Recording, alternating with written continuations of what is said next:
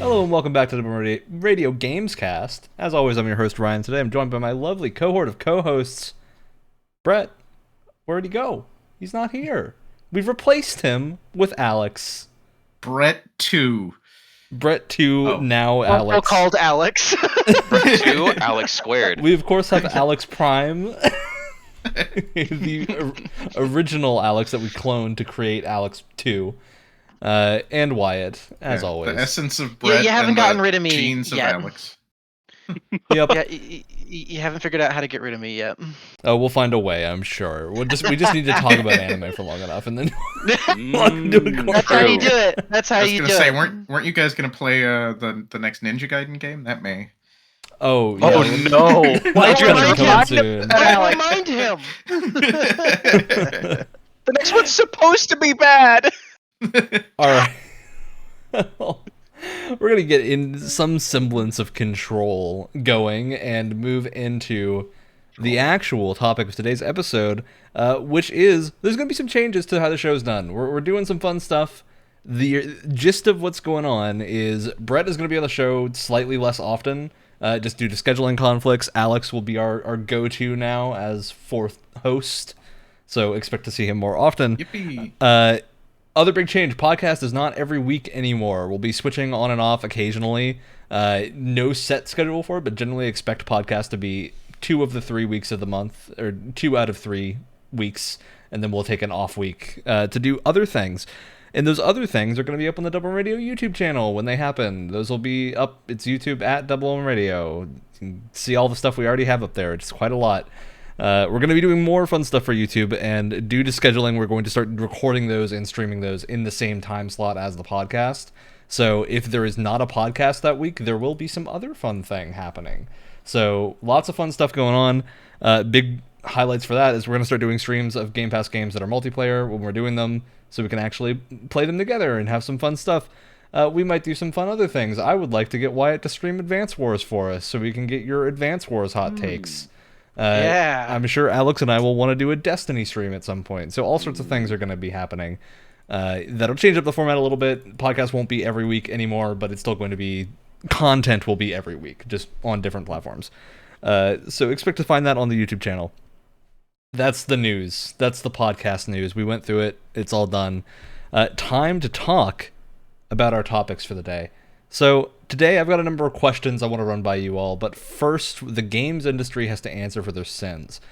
For this week, we're doing news as part of the podcast. That's another change in the future. News is going to attempt to be a different video.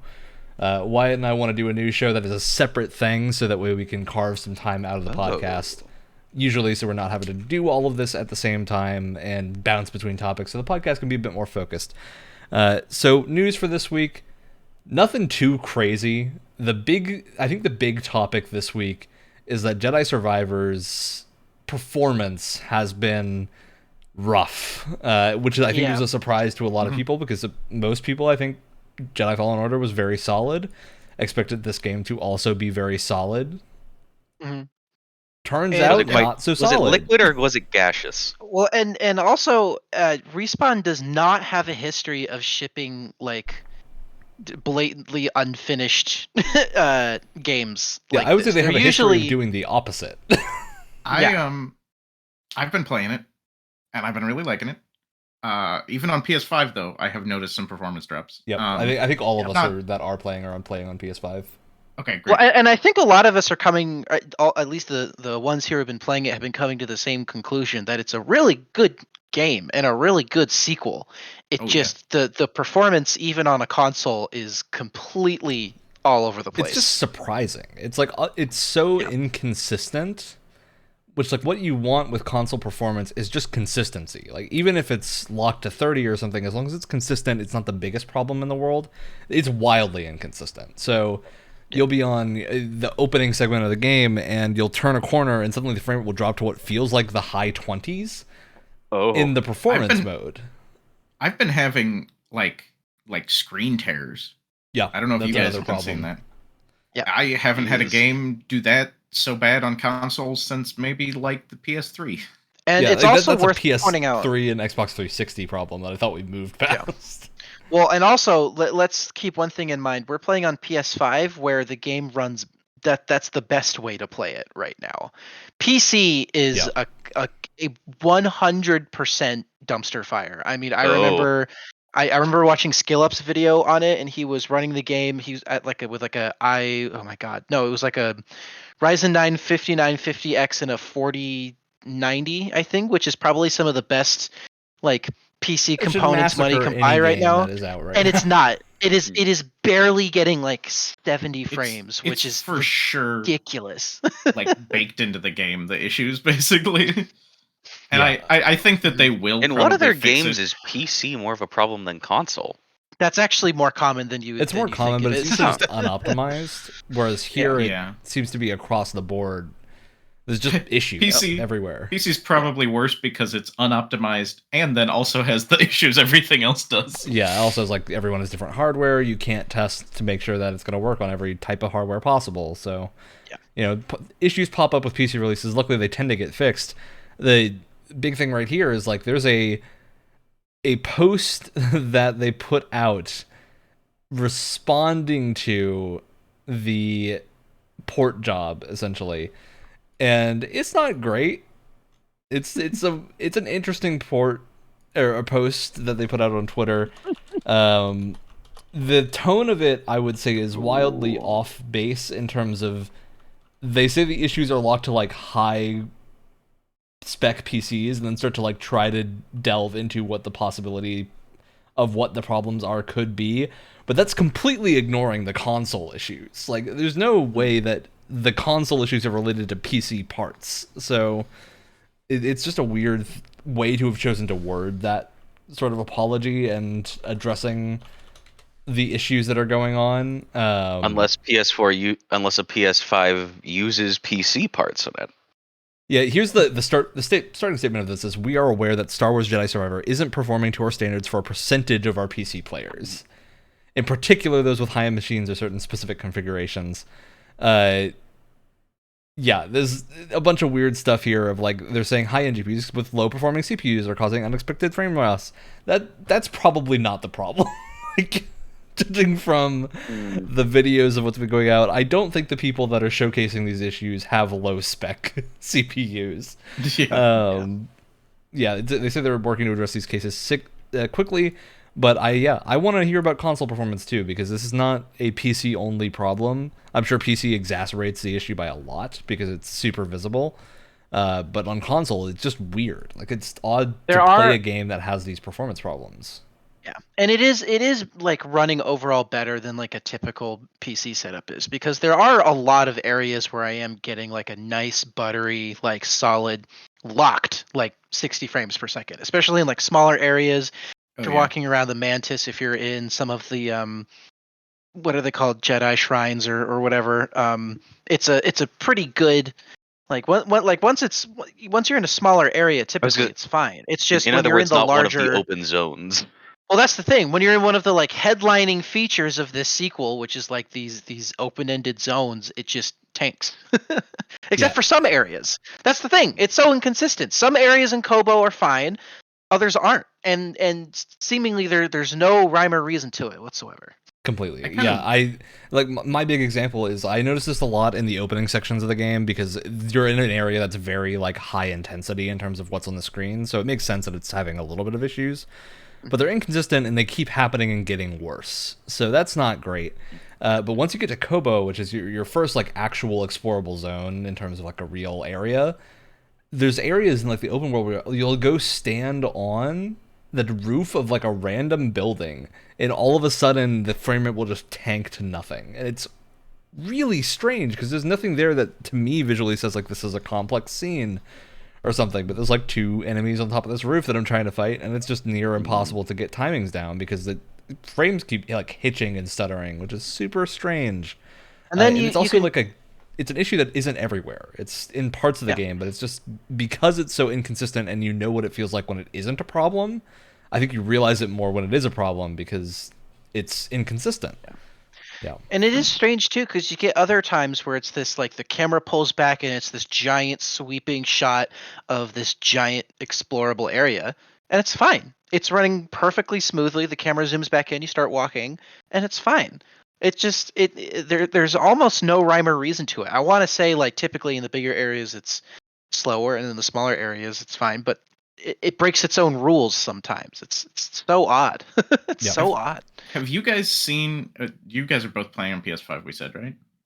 Mm-hmm. Okay. Have you guys seen any difference in terms of the performance issues between switching it between performance mode and quality mode or whatever they call it? Quality mode is more of like a locked 30, right? So you're not even going to get moments where it is like Yeah, at I 60 haven't frames. moved to quality mode because I imagine it's worse. I started on that. Like, what's messing around with the availability of, I guess, accessibility on there? I mean, in terms of like graphical stuff, it's like you get two modes. You get quality, which is like 4K, 30 frames per second. I think like the textures are a little bit better. Probably like particle effects look nicer, that sort of thing. Yeah, and the then there's resolution is a performance big thing. mode.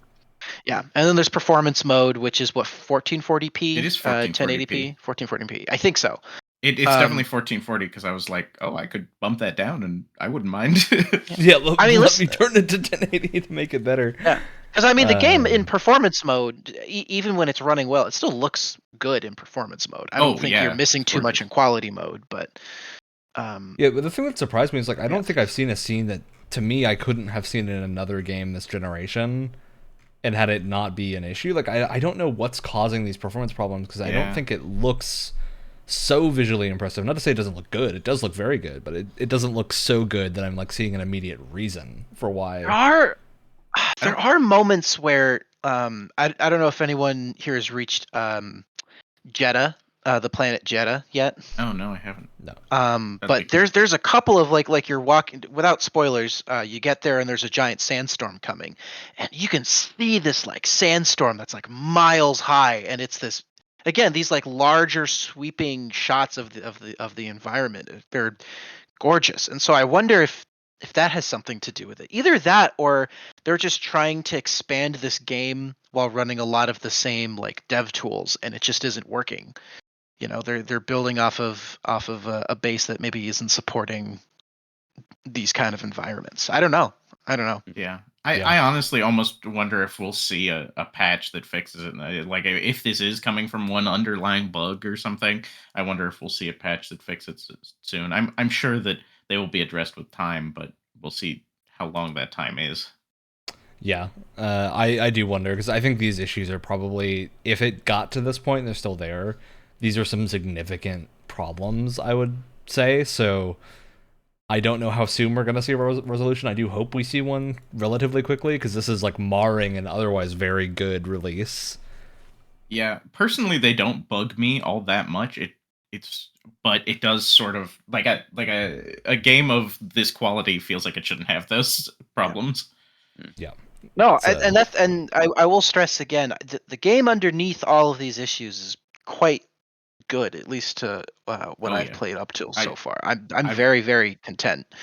There's some small issues. I think there's a lot of growing pains with these larger open areas. I don't know if a lot of the Metroidvania style design worked in larger spaces like this, but I think overall, still, it's a very, very good game. It's just disappointing to see such poor performance for something that's actually quite good.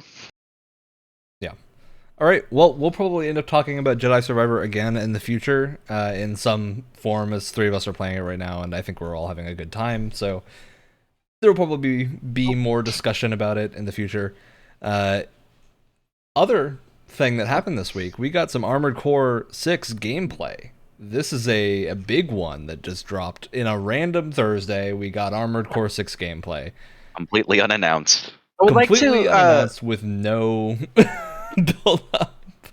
I would like to also say that first of all, the camera stopped working. I don't know. I don't want to deal with it right now. Anyway, I was the one that posted it in our links chat. I was waiting for someone else to do it, and I was like, all right, let's do it. Because we have a separate channel where we post links for trailers and. Was there like a second half to that sentence, or did you just want to claim the? No, credit? I just thought it was funny. I just thought it was funny. I think it's because it came out while I was asleep because it was Pacific time, Right. And I think it came Brett out while was I was at probably work. also asleep with his schedules. I think we were both asleep. But yeah, It was my gift to you two. Yep. That's what it is. Armored Core 6 gameplay dropped. We saw a lot of no UI gameplay. This, unlike most From games, is actually a game where I do think the UI is going to be important, so I do want to see it before judging the gameplay too much. But yeah, it looks fast. It looks fun. It's definitely seeming to be more along the style of the newer Armored Core games rather than the PS1 era of like stompy mech action. This looks to be much faster paced and much more. I was gonna say, if aerial. you haven't seen it, there is an electric whip that you can slam down on someone, and there is drifting on tank treads. Yeah. Oh yeah. The So, tank that drifts. It looks pretty rad. The maps look really cool. There's some great vistas here. There's tons of weapons that are being shown off that look very fun. I see things that look like Gundam bits in some of these preview images, but I wonder what those actually are. Yeah, I'm very excited to see what this game will actually play like once we get it in our hands. But it looks very fast paced. It has some big boss fights, I think, compared to other Armored Core games. It looks like they're trying to take some of those boss fight DNA from Souls and inject it into Armored Core, which I don't think anyone was gonna complain about. So, as someone who isn't familiar with Armored Core, do you think they're going to kind of adapt it for a more modern audience, maybe streamline a couple things, or do you think they're going to keep it more as it was? I wonder. So this is next time Brett's on, we're gonna have a discussion about this, I'm sure, because he and I are both very big Armored Core fans. The thing with older Armored Core games is that their difficulty doesn't come from gameplay difficulty. It comes from build crafting difficulty of like you need to have the right loadout and the right resources for each mission. Mm-hmm. So I suspect they might have shifted the slider of where this game is difficult from the build crafting side to the gameplay side a little bit, so that it's not going to be as immediately hard to access of like, if you don't understand all the stats on the screen, you're not going to be able to play the game. I kind of suspect they'll have moved the dial a little bit more towards twitchy reaction difficulty rather than it being build crafty. I still think there will be a lot of build crafty bits, but I don't think it's going to be like the decider like it is in most of the other Armored Core games. Well, it's probably also what they're more used to making at this point is less build craft. Yeah, but they have said that like this is thoroughly a different thing. Like I don't think taking any assumptions here based on Souls is going to be good in terms of like predicting what this game is like, because I think a lot of people are doing that, and it's I don't think going to be. People are going to be disappointed when you can't dodge roll and things like that. Yeah, like it's not that type of game. I specifically remember Brett like pointing out comments when this was first revealed that people were like, "Oh, it's going to be a cool new like futuristic Souls." Like he was like, "No, not going to be a Souls like. Don't you dare say that." I mean, how many of the last few FromSoft games have been Souls like? I'm sure the devs are looking for a break. Yeah, they just want to do something different. I mean, since Demon Souls, they haven't really done much else other than, what was that Kinect game that they did where you're in a different kind of mech? Deracine or something? Oh. No, it was the Kinect game. It's Steel Battalion that failed Kinect. Steel Battalion's an old franchise. That's not just a Kinect game. It was I know, but that's this specifically what I'm thinking of is like the only other thing they've done that isn't like a Souls like was that. Yeah, I don't know the date on that, so that might have even been after or before Demon Souls, depending on when it came out. Right. So I'm very curious to see what this is going to play like. I think all the preview footage we've seen is very promising. It looks to be following the treads of old Armored Core games. Big notes here. So this is not no co-op multiplayer. The multiplayer in this is going to be PvP only in online arenas. So not having any of the like invasion type stuff of Souls games. Don't expect that. And yeah, I think the big other marker here that's new is the boss fights look way more complicated in this, which to me is part of the reason why I say I think the gameplay difficulty will be the decider and not the build difficulty.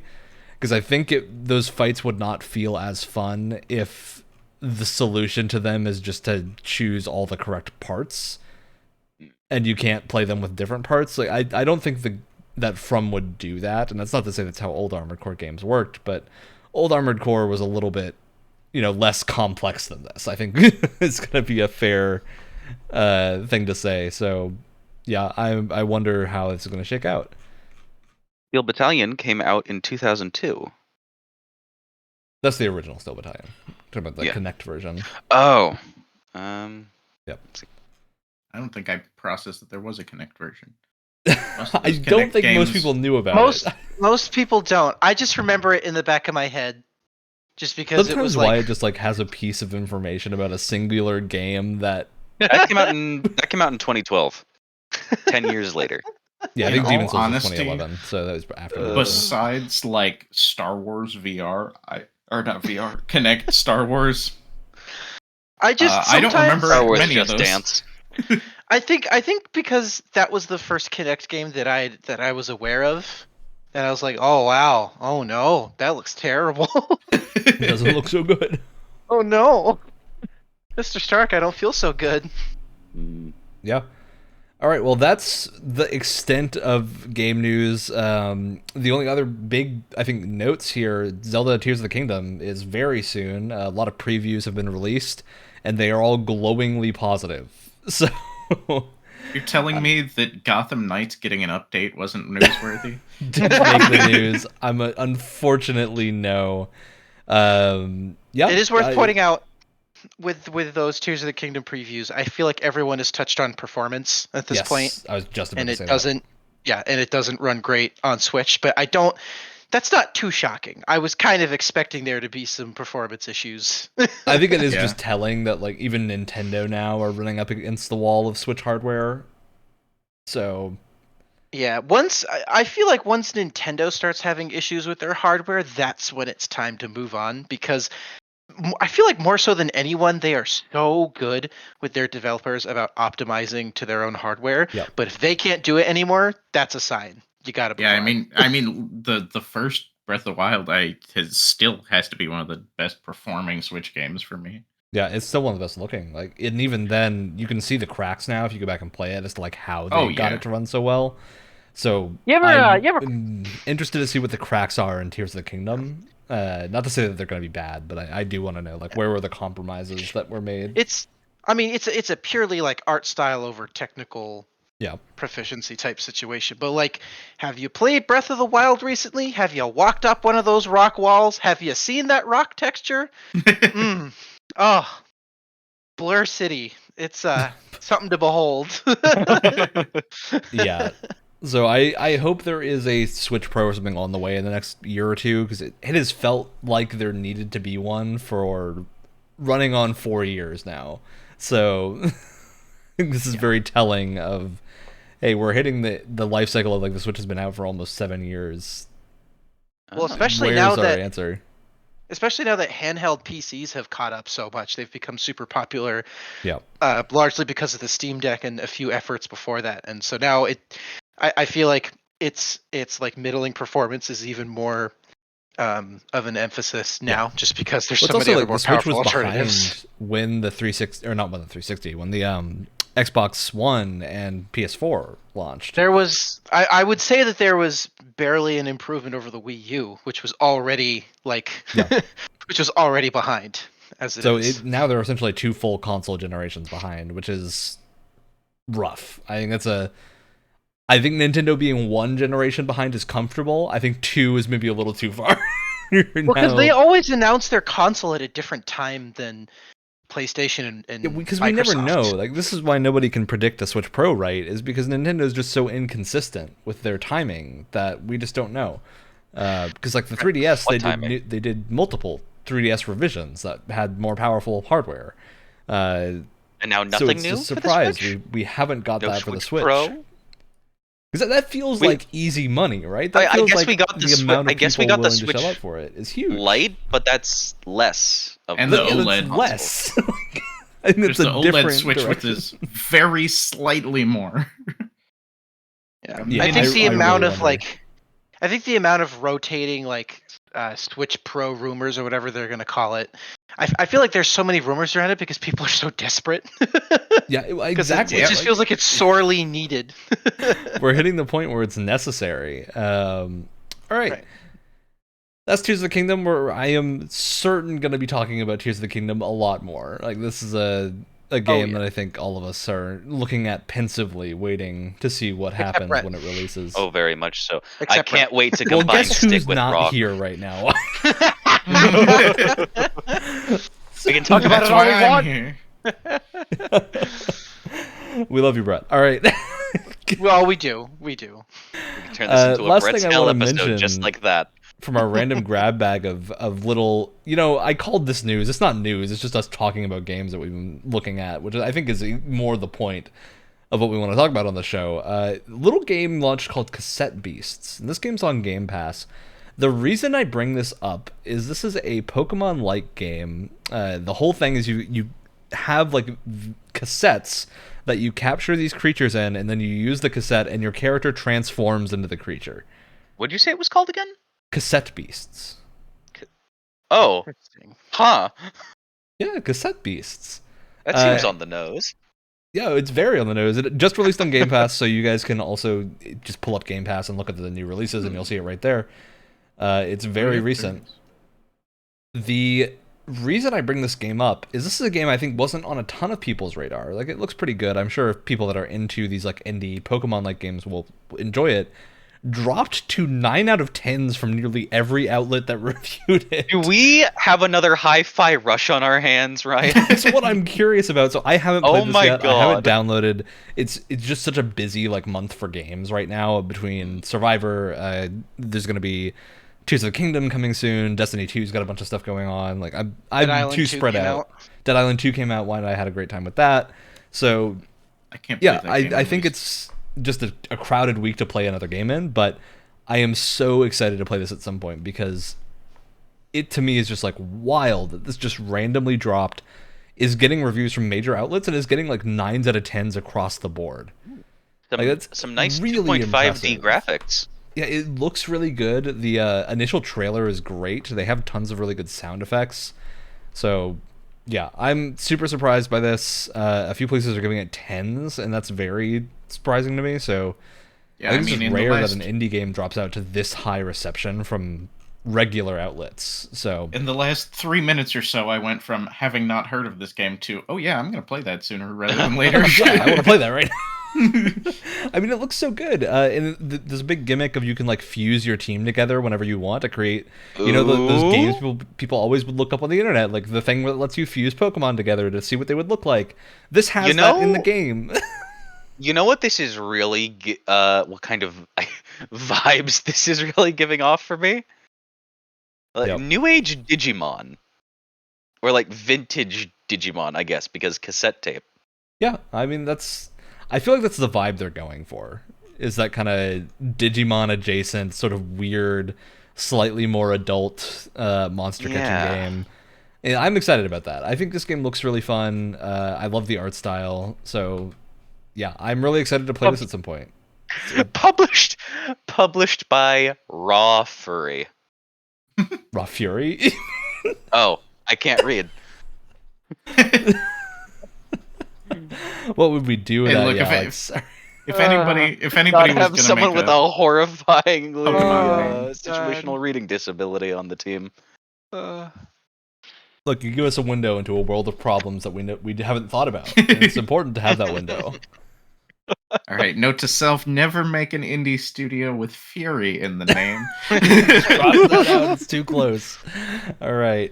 Other big thing that I want to talk about is a game that I've been playing, and I pulled Alex viciously into a little Oh bit. no. Warframe. So Warframe, I've talked about Warframe, probably about like twice a year on this podcast, I want to say. The yearly allotment. The yearly allotment. It's time again to talk about Warframe, because Warframe got their long-awaited update, the Duviri Paradox. Now, that name is going to cause a lot of flashbacks for people that know what I'm talking about, because this was announced, I believe, in 2019. Oh my god. So the cinematic trailer for Duviri Paradox dropped in TennoCon 2019, I believe. Yeah, July 2019. It just released about a week ago. So 4 years after it was initially shown. And this is kind of a running theme with Warframe, and they actually talked as to why this was for this expansion specifically. Because Duviri Paradox, when they showed it off at the TennoCon they showed it off at, they had said, like, what we showed in the trailer is literally all that exists of our concept for what the Duviri Paradox is. Like, that blows my mind that they showed it that early, and that it looked so. It's like, why are we here? What are we doing here? Yeah, bizarre. I hope they don't keep doing that, because that's a really weird thing to then have people wait 4 years for. Like, do it a year earlier, a year before you plan to release it. That's the time frame. 2 years is okay, but pushing it. Once you hit 3, why did you announce it? Now you're having the problem that, like, Fable is having. We don't want this problem to keep going on. Yeah. Whatever happened to that frog eating a fairy trailer? Who knows, we Alex? Talked Who about knows? this, Alex. This last week. We'll talk about it again when we see anything else from Fable. Like, it's baffling. The games industry keeps doing this. But Duviri Paradox dropped like this. It dropped onto live game last week. It is functionally a new way for players to get into the game. The big thing with it is most of Duviri is separated from the main game in a way where your progression in the main game will not affect your progression in Duviri. So you can play it as a new player without feeling the need to, like, go get all of the stuff that you would want to get in the base game to, like, actually be competitive or whatever. Competitive in a PvE game. But yeah, the grind is removed from Duviri. So essentially Duviri is like a 2 to 3 hour quest line that you can run through that is it entirely self-contained sort of mini roguelike. I would say it inspires roguelike ideas with how the decrees work, where you get story is bonuses. roguelike, but the mechanics are kind of. Yeah, the story part of it, if you die, you do not reset. That's the big thing. If you die, you just go back to the start of the encounter. So you're not going back super far. There is like a full roguelike mode in Duviri, but you unlock it after you finish the story quest. And the big hook with that mode that's really cool is that it allows you to use warframes and weapons that you don't have in the main game, so that way you can try things out and get an idea of how different things work. And that's a cool idea, I think, for like a roguelike progression, is just take the mechanics of the existing game and shove them into this little box where when you start a new run, you get random things. And I think that's a very fun idea. It's a neat concept for how to do a Warframe roguelike situation. It does have the problem of Warframe still is a bunch of content islands of things that don't interact with each other, which it's a hard problem to solve in that I think some people like that it is content islands because it means you can progress separately and all these different things and you don't feel like you need to do everything, which is nice. But at the same time, it means if you do want to do everything, you now are having to like redo progression from the start every time you go to one of these new zones, which is a little awkward. It's not the worst problem. I mean, if you're that deep into Warframe already, you're probably not going to stop playing because it's a little bit weird to start in a new area. But yeah, the new story is cool. It's very interesting. I don't think it's as good of a new player introduction, at least narratively wise, as they made it out to be. I don't know if you feel the same way, Alex, being that you haven't played, I think, the original narrative introduction. I mean, it's confusing because you do have different mechanics as the person you play as versus a Warframe. Yeah. Because the Drifter plays almost like a Souls-like-y type of thing. With like loosely similar mechanics. Like you still have ability buttons and whatnot, but your abilities on the Drifter are stuff like call in your horse or here's your objective radar. Waypoint. Here's a stim pack from Jedi Survivor that you slam into your chest. Stuff like that. So that, yeah, it's a really interesting way to take the mechanics of Warframe and try something different with it. I think a lot of people are not a huge fan of that just because it is, again, another content island, but hey, it's got some cool weapons, it's got some fun stuff to do. The open world is really cool for this one. It's got a big deal of color. It plays a huge role, and it like desaturates and resaturates and just looks very interesting. I really like that. It really makes me wish base Warframe had parrying in it and just more melee combatants to fight against. The thing with Duviri that's really interesting is that when you're playing as the Drifter, you're fighting Normal Warframe, you're fighting like 20 things at once at all times, basically. With the Drifter, you're fighting maybe 5. So the scale of what you're fighting against is much smaller, which means the mechanics are a lot more in-depth in terms of actually having like blocks and parries and more detailed animations for like countering and whatnot that don't exist in the main game, just because that type of gameplay isn't really supported. So it's cool to see what the Warframe take on that is.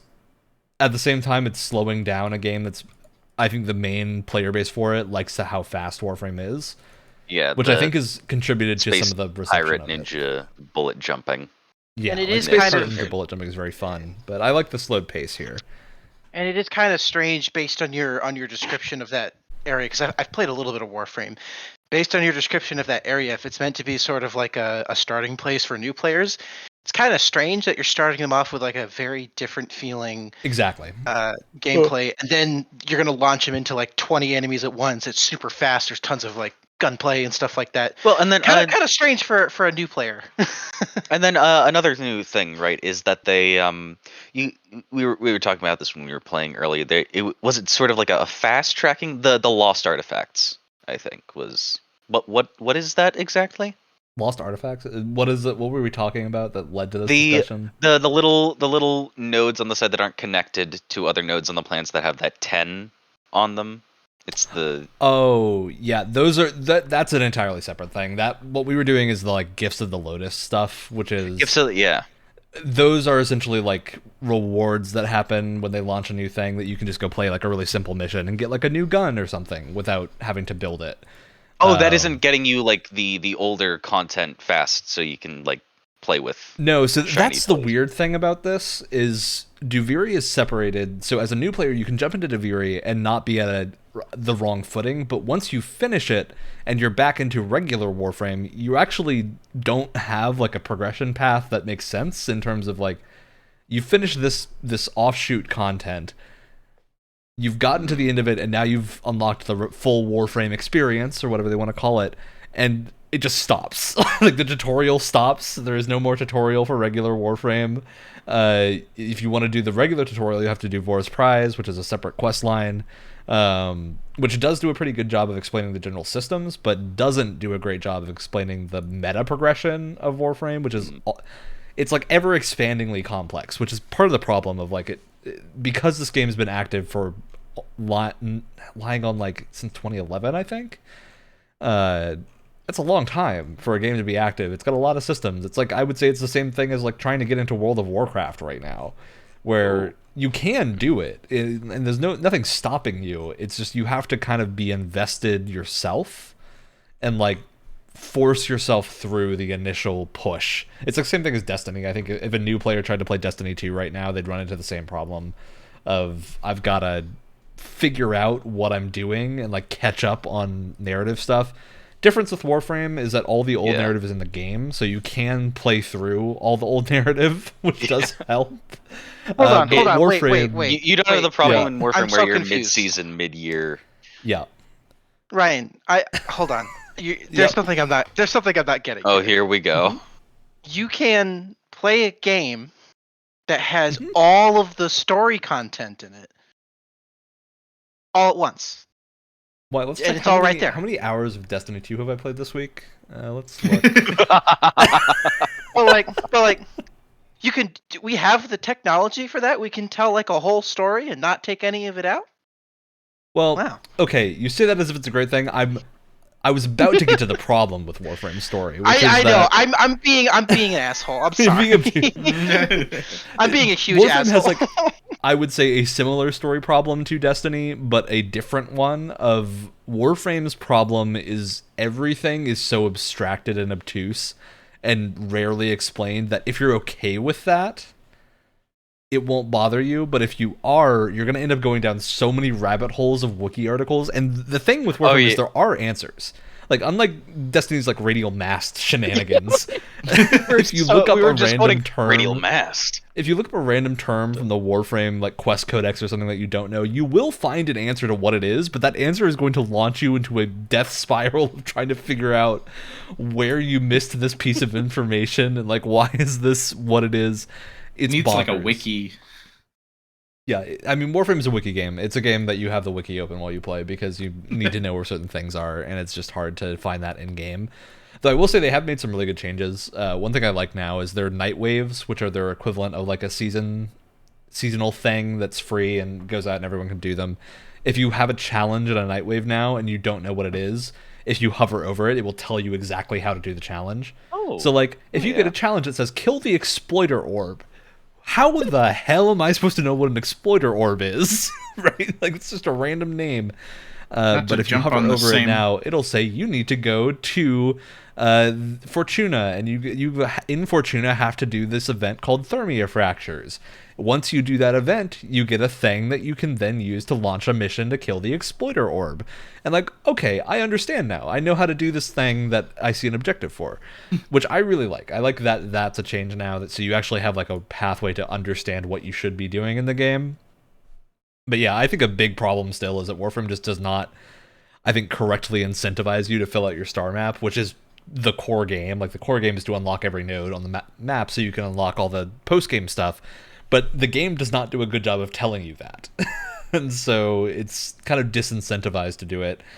And it just feels weird. It's like an odd place for the game to exist in. But I think otherwise, new updates, very fun. Duviri is a good distraction to try some new gameplay mechanics. And I'm excited to try the actual roguelike mode, because I think that will be a really cool way to test out new stuff.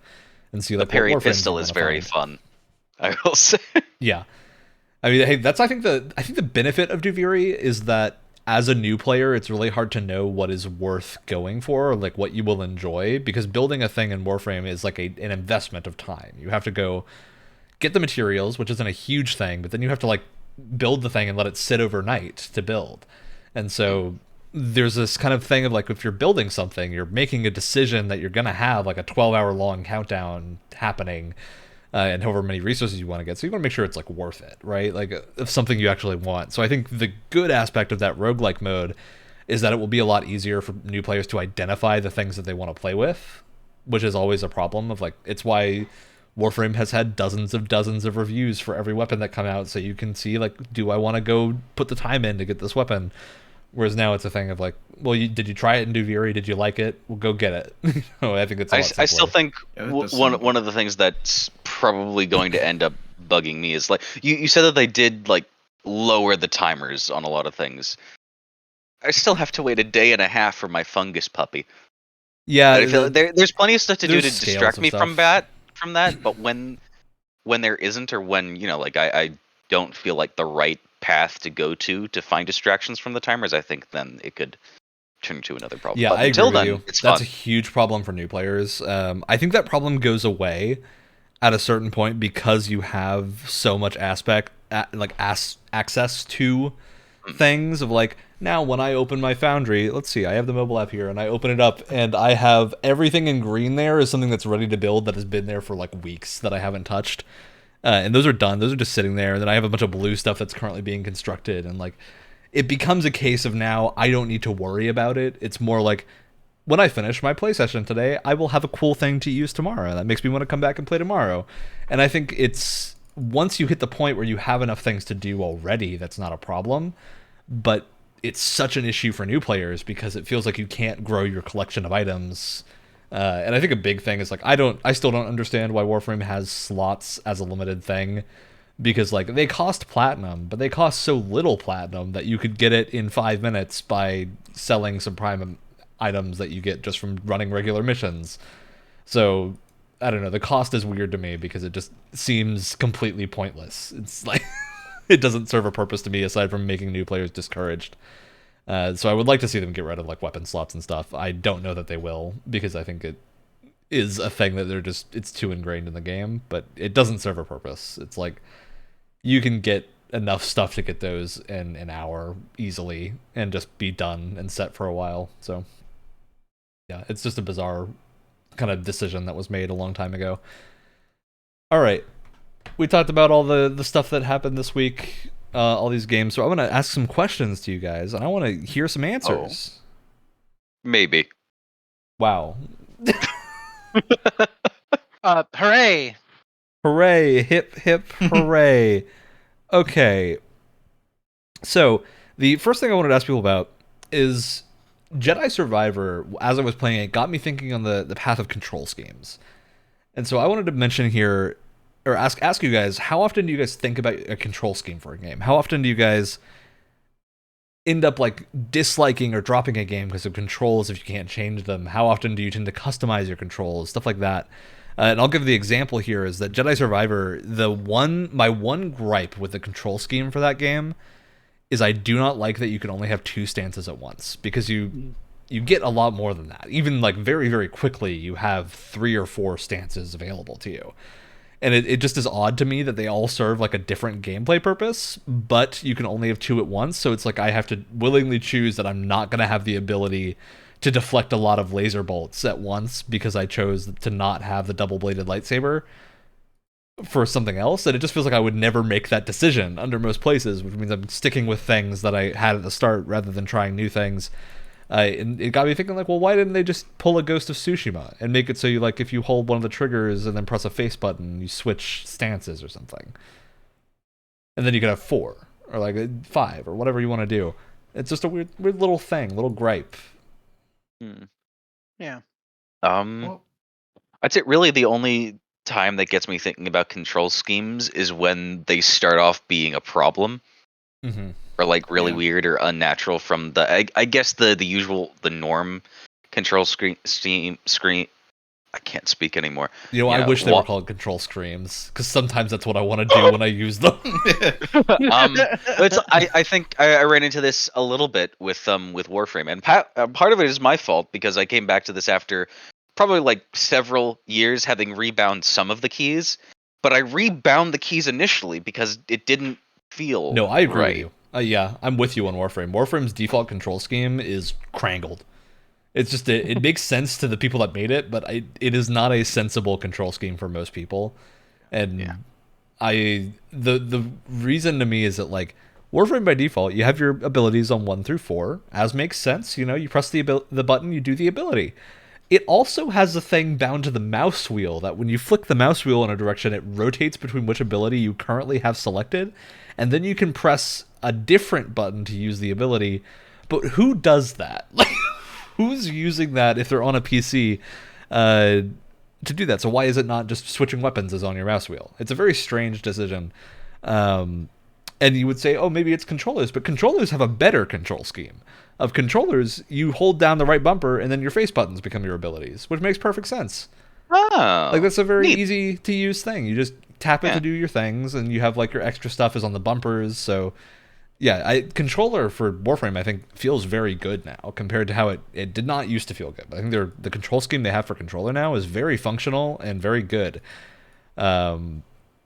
Yeah, I think it's just bizarre to me that the PC control scheme by default, because I do think Warframe plays better on mouse and keyboard because you're moving so fast that the ability to flick your camera with the control of a mouse is very useful.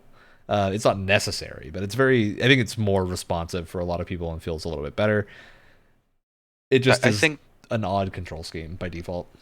I think it's weird control schemes like that. There you go. Weird control schemes like that again, like in Warframe, where something's just like, oh, and then you have to like tap the L button to turn on your flashlight for things like that. I mean, I get it, L is light, but ew. Especially when they just make it random keys on the keyboard. Yeah. And then there's also things like the whole genre of fighting games too. I find there's a lot of really different. You still have your quarter and half circles and things like that on controllers, but it's a lot to get used to with different abilities. Like there's things like the JoJo fighting game where you have the basic like the attack buttons there, and then there's other fighting games like what was it a Soul Calibur game I think where you just have 2 attack buttons and there's different ways to combine them. That's a thing with fighting games. So fighting games tend to have like one constant is generally that the direction you're inputting matters, but the degree to which it matters changes a lot. Of like in Smash, it just matters that you're pointing the stick in a direction, and that will change the move you do. In Street Fighter, you have to do an actual motion. And I think that those games are generally for 2 different audiences of the motion games are more arcadey. They feel like the arcade classic fighting games, and that appeals to like hardcore fighting game fans a lot more than your average person. Whereas Smash is super easy to pick up, super easy to play, and it also has a lot of depth of like you have now most of the depth is in like where you are on the screen relative to your opponent rather than it being how do I input the move. And I think different people enjoy different things. But there are cases of like fighting games do a bad job of explaining what controls do, and I think that's more the problem than the actual control schemes of like Guilty Gear Strive. We're going to end up playing for Game Pass, and I'm sure we'll probably stream that because I would love to stream some practice games with you guys to show you how to play it. But I think the thing with Strive that's going to be confusing for you is stuff like the term Roman cancel is going to get thrown out. Gatling combos. Couldn't even begin. I couldn't even begin to guess those.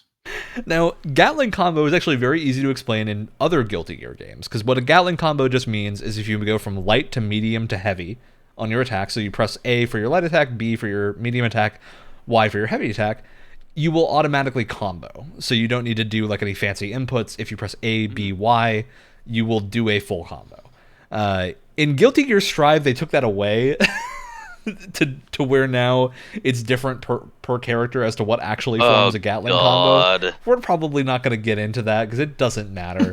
But it is like, it's unclear as a new player, like, if you hit an enemy with this thing, what move can you then hit them with where they don't get the opportunity to react? And then Roman cancels, of course, are you just cancel your animation to do something else, which to a random person is going to be like, well, why would I want to do that? It doesn't feel that useful. Why would you call it a Roman cancel instead of just a cancel? Yeah. Look, they gotta have a fancy name for everything. There's no reason for it to be called a Gatling combo. Although, actually, I think Gatling combo makes sense because it's spinning. It's like the idea is it goes around the face buttons in a circle. Oh, yeah. And you can link it all the way through. So it is like a like rotating combo. So Gatling combo makes a little bit of sense. Roman cancel, I'm sure there's a reason for the name being that. But it is just an odd The guy term. who programmed it was named Roman. And then I am so I'm blazing through all mine really quick. I'm sorry, but I'm so happy you mentioned A, B, and Y because my third thing about control schemes being weird is more on a hardware side. Why is the X button in a different place on every console? I'm probably copyright. I imagine that's the answer, but I don't know for certain. I know that the original PlayStation controller, all of the symbols symbolized different actions in the menus. So I think circle was supposed to be like affirmative or yes, and X was supposed to be no. It's because in Japan, compared to the US, the reverse of what we in the US we typically think of like a check mark as the confirm and a circle as no. Whereas in Japan, where most of the console makers originated, at least Sony did, the opposite was true of circle is yes and X is no. So but the circle's red. Yeah. That's a separate issue. Then for X, I know that for Xbox controllers, like the letters are where they are probably because they didn't want the same layout as like Nintendo's controller. So they just kind of moved the letters around because I don't think this is the case anymore, but Nintendo had some pretty crazy like patents on their controllers, some pretty restrictive like patents on their controllers. They don't as much anymore, but they used to, which is why, the XB, YA buttons are where they are on an Xbox controller. Yeah, I'd say the if I can get this in the right place. So like the A button on a Nintendo controller is where the circle button is on a Sony controller, because in Japan that would have been the confirm button. And the solution for the US was just to move the confirm button to X rather than like physically redoing the controller scheme, which is actually why if you play, because PS5 cross-platform, if you play a game that is from Japan, generally the confirm button will be circle, which is, it feels weird going in. There's some games on like PS2 and whatnot that are still tons of them are like I think like Metal Gear is circle is confirmed up until Metal Gear Solid 4. Yeah, and it's also why there's usually an option for it if it's a newer game, because it's not traditional everywhere to have it be the same way. So there's an option generally to swap the confirm and the cancel button. But yeah, on a ton of Japanese games, the confirm button, I would say almost all Japanese games, the confirm button is circle instead of X, just because it's more traditional. It's what they're used to. So Yeah, it's just a weird little console difference. But the odd thing to me is that they, instead of like having a manufacturing difference between the US and Japan, the difference is instead they just software swap the confirm button in games to X instead of circle, which is really funny to me that was the solution. We're just going to instead just make it an entirely different standard, so you're pressing different buttons on the controller. Yeah, it's bizarre. Although I do think we've moved to the point with games now where the confirm button is going to be any random button and you don't know which one it's going to be. We're playing Jedi button. We're playing Jedi Survivor. The interact button, you have to click in the right stick. For you know what? I actually no. This might that be doesn't bother me controversial. though. I don't think it bothers me. In fact, I think I kind of like it. I don't have to remove my hand from the stick. Like, I think it only works because there's not something else bound to the right stick. Sure. But yeah, it does work. And it's you can have my thing is that you can have your interact button be any button that doesn't like make you do some crazy jump or attack or something like that. But if it's just a button where you're interacting with different things to start like dialogue or something, it can be really any button because it doesn't have to be pressed in a timely manner. Yeah. So the layout for the interact button really isn't that important because I think Ghost of Tsushima did the same thing. Warframe's default interact button is X, which is bizarre. Yeah, That's back to the strange Warframe decisions, game. but that's super strange that it was X. Is it like used by another action as well, or is it just? It's like a context action, so it changes depending on what you're doing. I think every single person I know changes it to either E or F, and then puts the function that was on E or F somewhere else. Oh, you're talking about keyboard and mouse. Keyboard and mouse. What? Confirm button is X on Warframe. Isn't by default F like melee or something? F is switch weapons, because again, this goes back to why Warframe's control scheme is weird. They, by default, you don't switch weapons with the mouse wheel. You tap F or you hold F to go to melee. And then what was C on default? C on default was I think that might have been the weapon hotkey, and then I had rebounded to F or something like that. It's some weird thing. While we're on messed up control schemes, let's talk about a couple games that we just didn't continue playing past the first hour or so purely because of the controls. Yeah. It may have been a game that you're really hyped for or something like that, or like a game that you were really getting into the mechanics or the story or whatever, but you didn't keep going because of the controls. And I'm gonna throw out one right here. Maybe a bit of a controversial pick, but we've talked about this before. Deathloop on controller. I cannot stand it. I hated it. It felt so floaty and bizarre and imprecise, and I felt like I couldn't hit anything, and I wasn't going into any stealth or combat encounter with any kind of confidence because I just couldn't hit anything. And it made the game so much more difficult than it was supposed to be, and it was so obnoxious, especially with all of your different abilities and how important being seen and certain places and stuff like that can be. It puts more pressure on you being more precise with your actions, and I couldn't stand it. I had to stop playing, even though I was actually really getting into it. The Deathloop thing is interesting to me because for me, the console controls were not a problem. I played the game through the whole time, finished it on console and PS5, and had a great time the whole time. But I can see where those problems are and why they would bother other people. The way that I played the game, I was so gung-ho about everything. I did not try to stealth that game. I was I will go in with a shotgun and solve every problem up close. And controller tends to work for that. I think that tends to be the situation that controller does function in. I don't think I ever tried to use a sniper rifle or anything like that, which would, I think, feel much worse. But the one thing I did kind of have a problem with on console is the ability wheel didn't feel super good in terms of how to use abilities. I would have rather, I think on mouse and keyboard that will feel more natural. So yeah, I want to kind of try replaying that game on Game Pass at some point so I can get a sense of does it feel better on a I'd love to replay PC? I'd love to replay it on keyboard and mouse because I feel like I could really get into it that way. Now that you've mentioned Deathloop, I did not play that one, but thinking about it did remind me that's the same devs who made Dishonored. Dishonored. Thank you. Yeah, Arcane. That was a game that I did not get into until I played it on PC. And I don't know if that was a control scheme thing. There wasn't anything particular I remember about the control scheme that I hated, but it's been a long time now.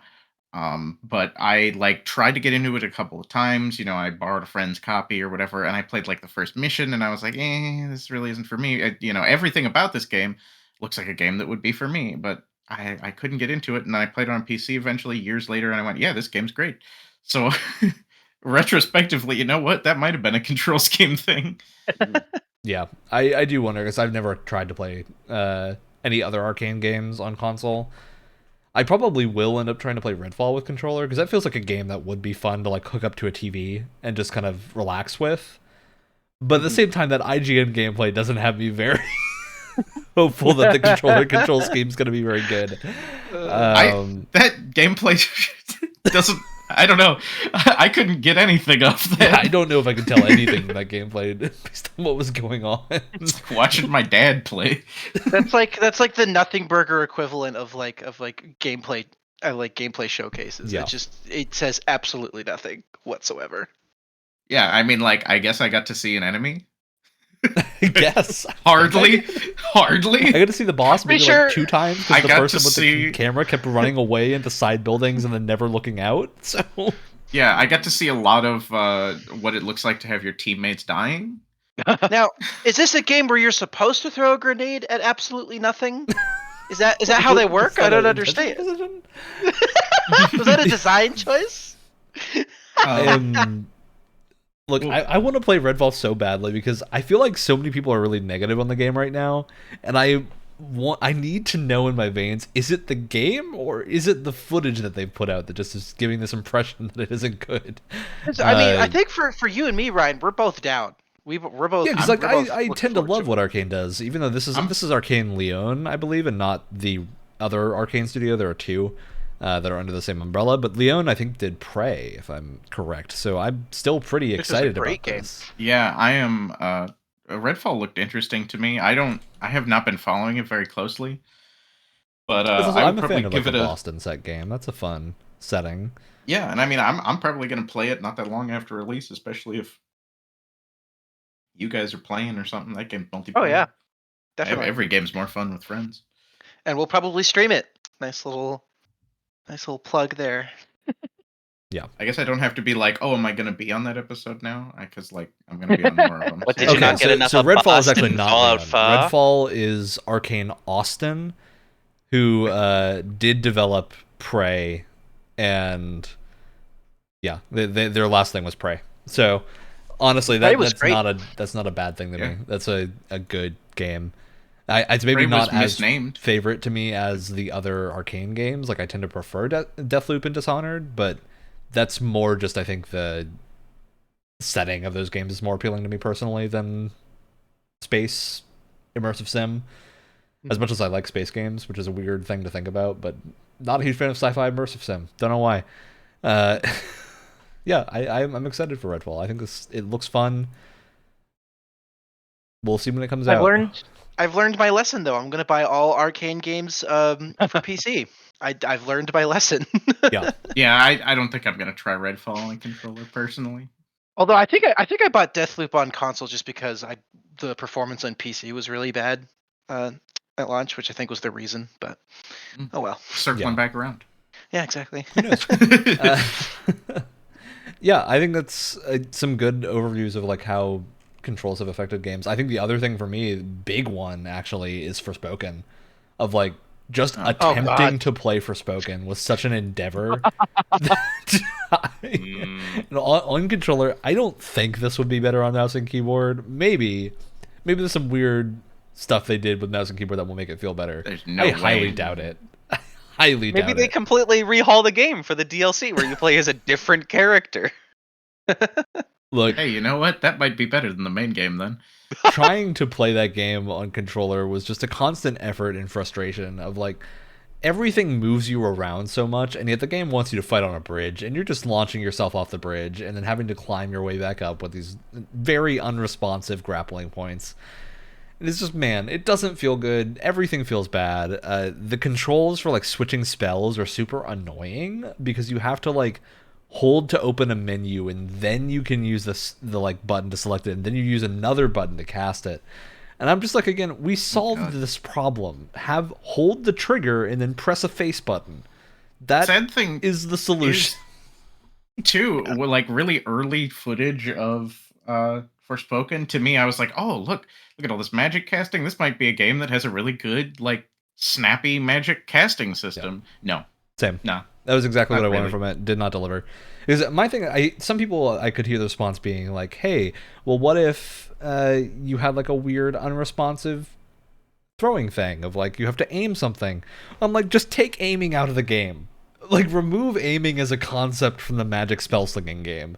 I was gonna say, if you're casting magic why missile, do I need everything to aim? hits. And the bizarre thing is, honestly, I'm going to bring up the cursed game Hogwarts Legacy here, because Hogwarts Legacy did that. They just removed aiming, and it feels so much better. Like that is how to do a magic combat system, is take aiming out of the question. There are issues with Hogwarts Legacy's control scheme, but the basic like way to use spells and abilities is press the trigger, then press a face button, and it feels so much more responsive than anything in Forspoken by a huge degree. Yeah, I think there's so many solutions they could have done, because Square Enix got Final Fantasy XIV to play good on a controller. That's black magic. That is insane that they got a functioning control scheme for a tab targeting MMO, not an action game, a tab targeting MMO to work. And the way they did it is just by, like, if you hold the triggers, you get a different menu for your D-pads and face buttons, depending on which trigger you're holding, or if you're holding both. So you instantly have, like, 24 different actions you can access immediately. Then you can add on, if you need more, you can add, like, the bumpers in, or you can add in if you double tap a thing, and as many as you want, you can set up that way. I can't remember more than 24 actions, so yeah, I mean, I think that's an issue on a wider stance. Like, it's hard to remember how many buttons you have to press in those games. But I do think that that's the best solution for that type of thing. And I'm really surprised that more developers have not taken aspects of that control scheme and applied them to games that have these abilities that you're setting. I think it feels quite good to, in a game, pull the trigger down and press a button and have a cool thing happen. I even know there's a similar mod for, like, and I was talking about this with somebody, that there might actually be some more support for it nowadays, but for World of Warcraft, at one point I had some surgery. I was just sort of resting in bed for like a week or so, and I was just playing games on my computer hooked up to my TV. I was playing a lot of Dark Souls, and I was like, let me see if I can actually get, like, World of Warcraft running on a controller. And there was, at the time, some mods, or I don't know if mods, add-ons, I don't even know what they call them for that, did it to switch around the UI and accept some controller input, and it worked all right. I mean, worked enough. Yeah. That game doesn't require that much fast-paced input besides just, like, combat, and it's not that fast-paced. Yeah, I do think, like, control schemes are super important. I don't think that's a controversial statement at all. Yeah. So... Go ahead, sorry. No, I was gonna lead into something else, so go ahead. Okay. For me too, it's I don't mind, like, a weird control scheme as long as it's not, like, too out there that, like, my brain just doesn't jive with it. I can't think of too many games that like, none off the top of my head. I think my biggest problem is when I'm playing, like, a weird PC game that just has too many controls, things that I am never going to remember. Like, if I'm playing, I don't know, DayZ or Tarkov or something. I don't play a lot of Tarkov, but I do play DayZ now and again. There's a game I'm sure no one's mentioned in the last decade. But there's just controls in those games that's like, I'm not gonna remember the keybind for this half the time, because it hardly ever comes up, and then I'm like, okay, what button do I press to, I don't know, open a can of soup or something? It's not click, crap. Yeah.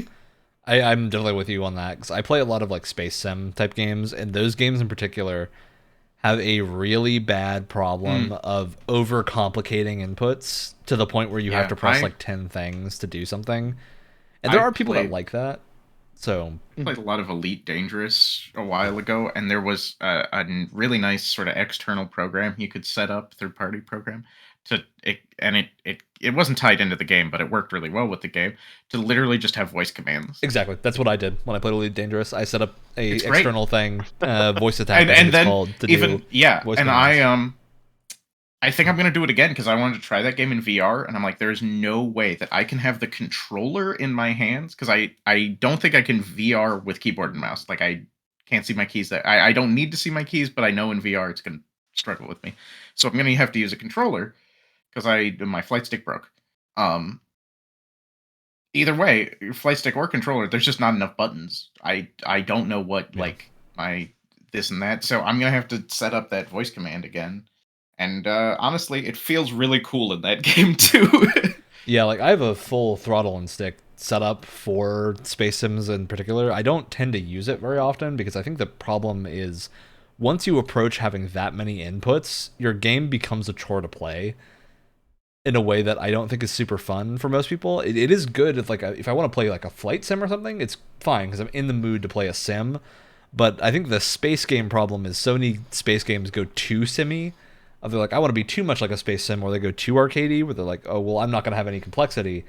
And I think the balance is somewhere in the middle of, it's part of the reason why I really like X4 is a really good space game, because it's just complicated enough to have a lot of things to do, but the inputs are understandable, and it doesn't take too many different things. Like I don't have to have a reference sheet with me while I'm playing the game to remember the key bindings. Fingers crossed Starfield hits that sweet spot for flight. Yeah, I agree with you. I hope Starfield isn't too crazy complex. But it's also hard because I think there's like some weird things when you're playing a space game that you want referenced of like space you have Newtonian flight, right? Which means your acceleration like doesn't stop. If you're moving in a direction and you're accelerating, you're going to keep moving in that direction faster even if you cut the engines. So what you have to account for is like, well, now all of my movement is relative to how fast I'm currently moving.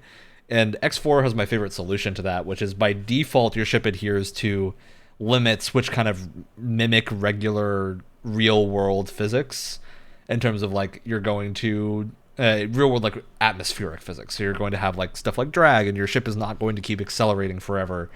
And you'll go like a set top speed, but you can turn that off with a button press to flip into the mode that's like it turns all the assists off, and you're flying in Newtonian flight mode now, which allows you to do things like regularly drive your ship up towards an enemy thing, hit that button, and then rotate while you keep flying past them and like blast the side of their ship.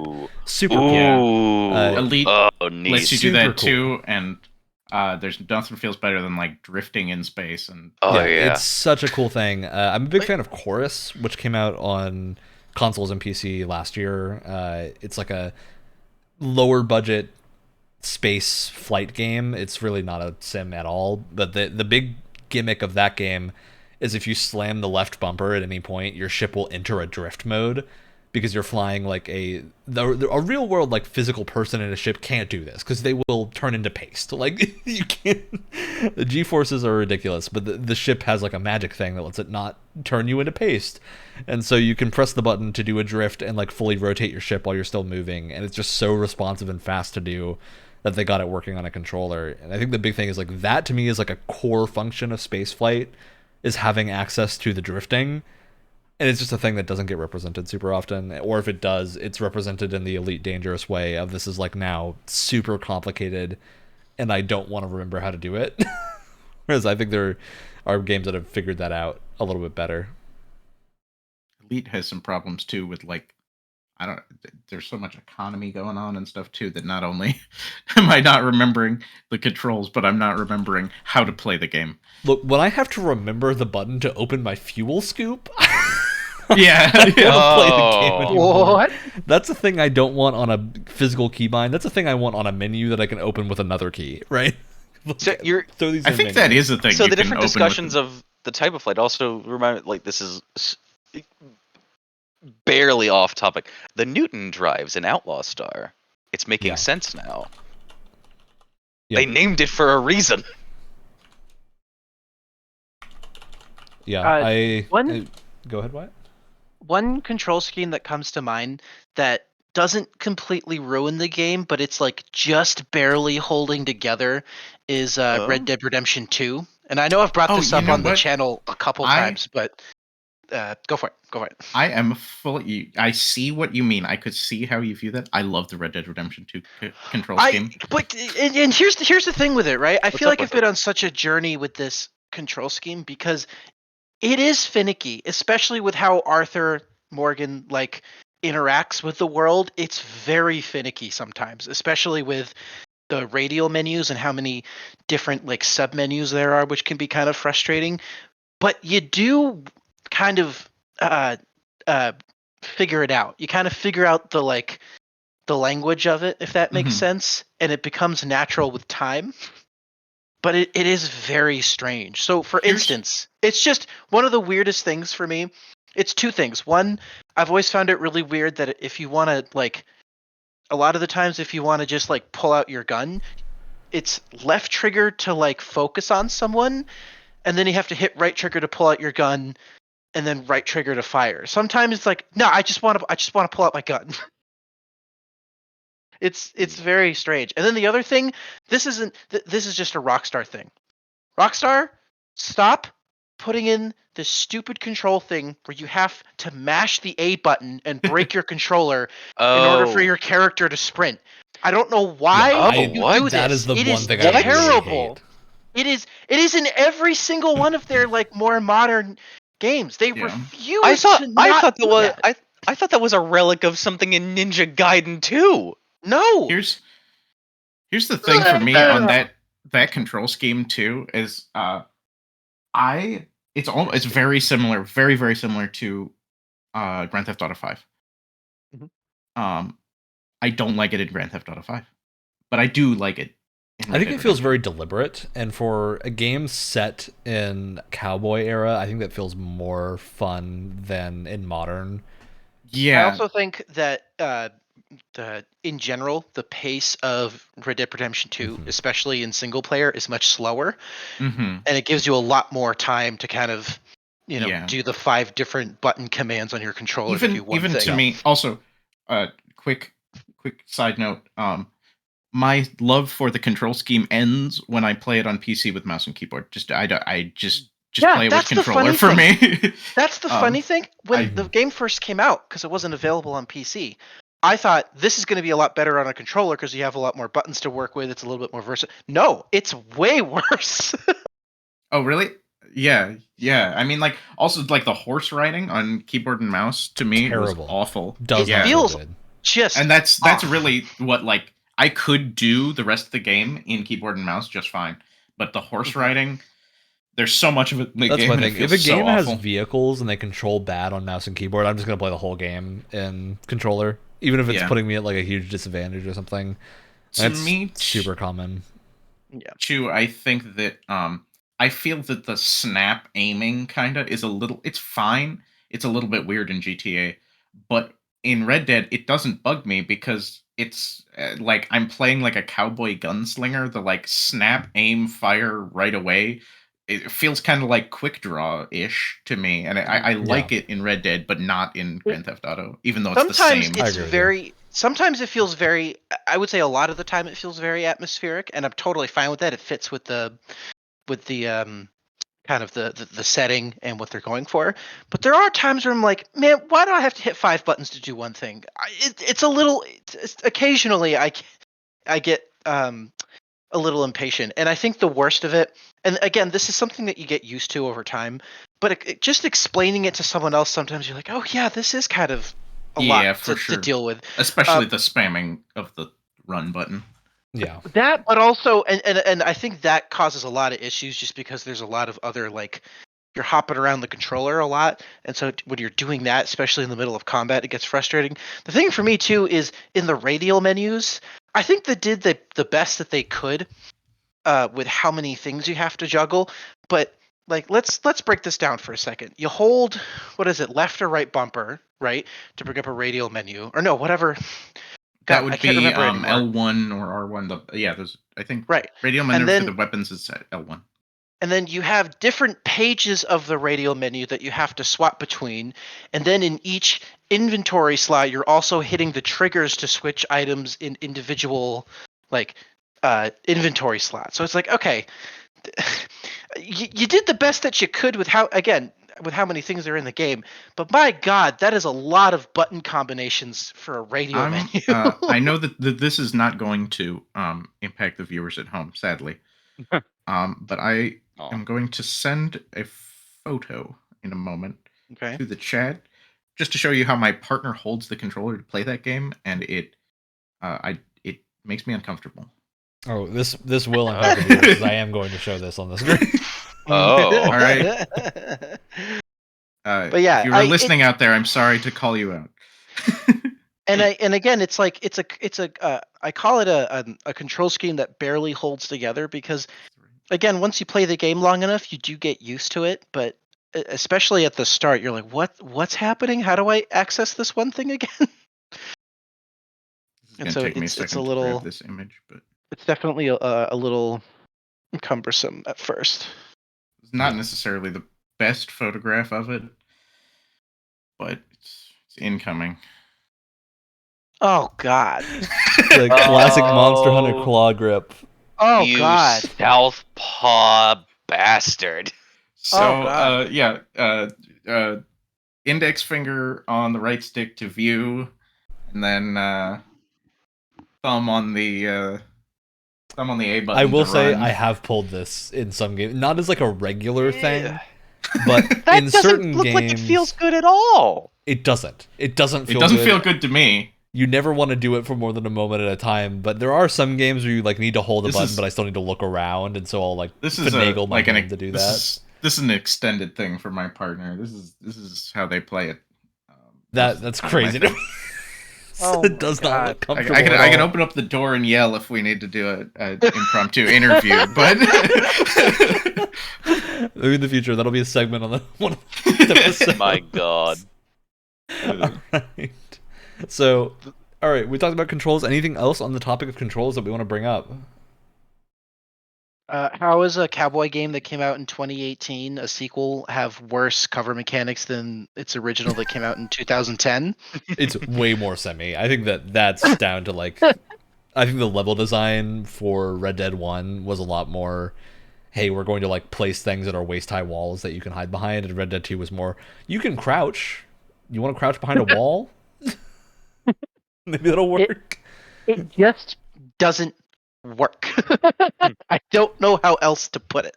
Well, look, I had another question. We're going to save that one because we're already running pretty heavy on time. So instead, I want to play a little game with you guys.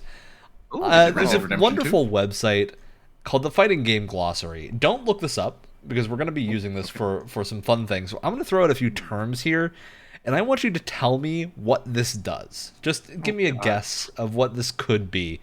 So we've talked about Roman cancels before, which, to reiterate, a Roman cancel in Guilty Gear is just an animation cancel, functionally. Now, what if I were to tell you there's something called the drift Roman cancel? What do you think a drift Roman cancel is? Is it canceling an animation with a slide? I was gonna guess canceling an animation with by dodging out of it. Yeah, that's what I was. What Alex was gonna say. Yeah. Okay. So a drift Roman cancel is where you double tap the emotion in a direction, and then you do a Roman cancel. It will send you forward with a pretty crazy momentum. So you can use it to drift and extend your range to keep a combo going. Now, I might need a visual on this one. The great thing is it says the things that is the instructions of how to do this in Guilty Gear is to do this, input a dash in your desired direction slightly before you input the RC, which stands for Roman cancel, and then in parentheses it says as a plink. I'm going to go to hell. What do you guys think a plink is? You're a plink. From context, I'm Could guessing an input slightly before another one, but that's I have no idea. Could you say the surrounding words again for it? What as a plink? Input a dash in your desired direction slightly before you input the Roman cancel as a plink. Is that a term for follow-up command? Or follow-up I love the confusion here. I don't think anyone I got here it. is going. Yeah. Hold on. I got it. Maybe. It's when you put another quarter in the arcade cabinet and it makes a plink. Pretty great answer. I wish it was that. I think it might be rolling one finger over all the buttons. That is very close, Alex. So what this is an input trick. You press two different buttons on consecutive frames. So the way you do this on an arcade stick is like a piano playing motion of like you quickly slam one finger and then the next. On a controller, you like can really quickly slide your finger across both buttons. So you are definitely the closest. I hate this input. I did not know it was called plinking. Plinking's terrible. I am fully for getting rid of blinking. I've been trying to plink an all-star battle for a bunch of moves, and it hasn't done crap. Ryan, if this game has done nothing else, what it has done is it has confirmed me that I will never, ever enjoy playing a fighting game. Hey, well, you still gotta play Guilty Gear, which would be great to see you try. Yeah. All right. This is why my favorite fighting game is What do you think Baroque is? Baroque. It's called the Baroque? What happens to my brain whenever we talk about fighting game terms? Is that using a joystick and full on, like a separate gaming piece of hardware where it's just the joystick and buttons for each individual ability? So I'm not going to lead you on with Baroque. Baroquing is the same thing as Roman Cancel, but in a different game series. It's for Tatsunoko versus Capcom. Oh my god! It's a Roman Cancel. Why don't they just call it a cancel? Because fighting game terms have to be ridiculous. Next, you're going to tell me there's a cancel, but you spell it with a K, and that's going to be for Mortal Kombat. My god. Sure, well, let's find what a Mortal Kombat term that's fun is. So Mortal Kombat's got a bunch of terms. They all start with K. Yeah. Special K. Oh, every kiss begins with this move. So I am curious. This one you guys might be able to guess. What is a babality? I know. That's a fatality, but you turn the opponent into a little baby. Yep. That's just a fun one. We're in the same vein as a friendship. Friendship. Yeah, where they hug and there's like big balloon letters. I almost wanted to say it was a Beyblade related I think the last fatality. Okay, so I think everyone can guess what a backdash is. Backdashing, just dashing backwards, right? Mm-hmm. What do you think a Korean backdash is? A backdash done by a Korean player. Can we get what franchise this is part of? This is part of Tekken. This is a Tekken term. Okay. Tekken's 3D-ish, isn't it? Is it like a backdash where you throw an angle into it? I think it might be a multi-directional backdash. It is. So not Korean backdashing is functionally very similar to wave dashing in Smash. It's where you input a down back after you backdash to reset and then immediately like animation cancel and allow you to do the backdash again. So it's named because it was Korean players who discovered this movement. Can anyone tell me what the name of this move in Japanese is?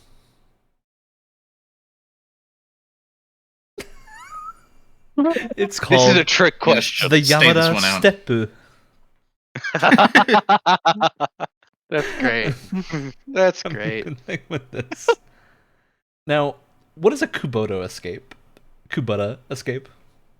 This is a Marvel versus Capcom term. Oh, of course. Is Kubota a character? Kubota is a Japanese player. Oh. He's the person who discovered this technique. Is it some weird animation cancel way to escape a grab? That's what I was about to say. It's close. It's close. Knowing Marvel vs. Capcom, it occurs in the air. Okay. So Marvel vs. Capcom has these things called supers that are like really big and damaging. Most fighting games have these, but Marvel vs. Capcoms are particularly deadly and relatively easy to pull off. Now, the thing that happens is when you would do a super in Marvel vs. Capcom 3, what will happen is the screen will freeze for a second, and there will be like a thing that you can do. So when that happens, I'm going to just read this straight because I want to see the confusion on your faces as I read the terms here. Well, so, the confusion on Alex's face. Yeah. This is a bug in Marvel vs. Capcom 3 that tries to tag your character for a dead character. For this to work, you need to have exactly one dead character on your team and be in neutral. Oh my god. Which sounds scary. Neutral just means you're not getting hit by anything. It means nothing's happening and you're not blocking. Then the screen is during the screen freeze of the opponent's super, press and hold your first assist button and then perform a QCF. Now, what do you think QCF stands for? Quick character. Stupid idiots. Quarter circle forward. Oh, okay. Followed by pressing and holding the second. I was overthinking it. Yeah, your point character will try to tag out, and then after a few seconds, they will come back into the fight as if they were tagged in. So essentially, you just exploit a bug in the game to dodge a move that's really damaging. Oh, yep. Neat. My question on that one is, it's in Marvel vs. Capcom 3. Is it in the later version of Marvel vs. Capcom 3 that I think is called Marvel vs. Capcom 3 Ultimate? Yes. Did they patch that out? Okay. This is mentioned specifically for Marvel vs. Capcom 3. I don't know if it still exists in 3 Ultimate.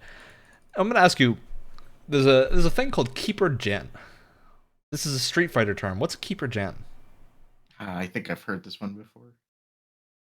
Couldn't tell you, though. It's where you cover your opponent's eyes while you're playing. What do you want from me, Ryan? That's exactly what I want, Wyatt. I want the confusion and the fear in your voice. If I remember right, I think the WarioWare manual recommends that move. The Keeper Gen is, of course, it's not an advanced combo for a character named Gen. No, it's an advanced combo for a character named Yoon in Street Fighter 3 Third Strike, who's named after a Japanese player, Keeper. That's where the Keeper part comes from. While in the stage, Jine Gen... Actually, no, it's not a stage. It's a super. It's an install super, which, of course... What do you guys think an install means in fighting games? What's an install super? It's after the game comes out, after the download. Yep. The time before you can play it. It's an install super as you're waiting for it to install. Oh, God. I will say, Alex, you have used these before. When we played JoJo's. Not this, Alex. Oh. Shit. So an install super is a super that instead of doing one powered up move, will put you in a powered up state. Ah. So essentially, it's like if you're using Who Poochie names in these JoJo's, things? he has Right, install of course. super. Of course. Or Golden Experience Requiem. Yep. Or... It means you're installing a Yeah. thing. You installed better software, and now your character Neat. gets better. Cool. And of course, this is a fancy thing where if during this install super, you can switch between a bunch of punches and do more damage and better mix-ups. Now, this does also lead into another move that Yoon can do in Street Fighter 3 called the Daipan Loop, which I'm not going to ask you what this is, because who the hell would know what a Daipan Loop is? Is it infinite? Is it infinitely looping a super? Oh. Yeah, it's just a bunch of attacks, all for a very specific character in a very specific game, which is great. Another fun term that I really like is degenerate.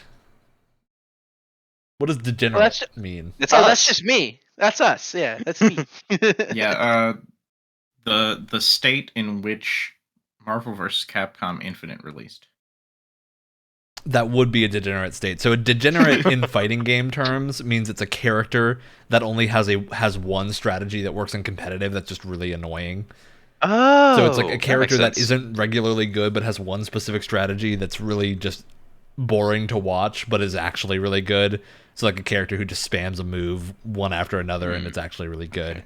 Okay. It's the bow and arrow, super green boring. arrow People move hate watching in it. Injustice. But like those asshole Lucas players that like freeze you and then you just fall off the map and there's nothing you can do. Okay. Yep, that is a degenerate strategy. I agree. Now, we talked about cancels before. What's a Kara cancel? Kara cancel? And this is a What universal game is this term. in? This is a universal fighting game term.